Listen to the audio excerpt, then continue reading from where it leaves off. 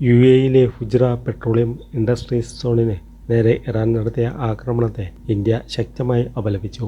ആക്രമണത്തിൽ 3 ഇന്ത്യൻ പൗരന്മാർക്ക് പരിക്കേറ്റ പശ്ചാത്തലത്തിൽ വിദേശകാര്യ മന്ത്രാലയം ഔദ്യോഗികമായി തങ്ങളുടെ പ്രതിഷേധം രേഖപ്പെടുത്തി.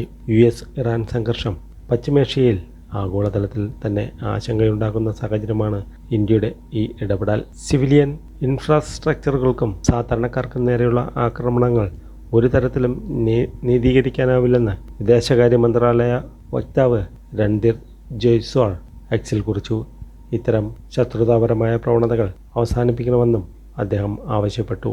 മേഖലയിൽ സമാധാനം ഉറപ്പാക്കാൻ ആവശ്യമായ പ്രധാന കാര്യങ്ങൾ വിദേശകാര്യ മന്ത്രാലയം ചൂണ്ടിക്കാട്ടി. തോക്കുകൾ കൊണ്ട് പ്രശ്നങ്ങൾ പരിഹരിക്കുന്നതിനു പകരം ക്രിയാത്മകമായ ചർച്ചകളിലൂടെ സമാധാനം പുനഃസ്ഥാപിക്കണം. അന്താരാഷ്ട്ര നിയമങ്ങൾ പാലിച്ച് ഹോർമൂസ് കടലിടുക്കിലൂടെയുള്ള വ്യാപാരവും ചരക്ക് നീക്കവും തടസ്സമില്ലാതെ നടക്കുമെന്ന് ഉറപ്പുവരുത്തണം. പശ്ചിമേഷ്യൻ സംഘർഷങ്ങൾ ലഘൂകരിക്കാനുള്ള ഏത് സമാധാന ശ്രമങ്ങൾക്കും ഇന്ത്യയുടെ പൂർണ്ണ സഹകരണം ഉണ്ടാകും. മേഖലയിലെ സുരക്ഷാ സാഹചര്യങ്ങൾ ഇന്ത്യ സൂക്ഷ്മമായി നിരീക്ഷിച്ചു വരികയാണ്. പരിക്ക് പറ്റിയ ഇന്ത്യൻ പൗരന്മാർക്ക് ആവശ്യമായ സഹായങ്ങൾ ഉറപ്പാക്കുമെന്നും മന്ത്രാലയം വ്യക്തമാക്കി.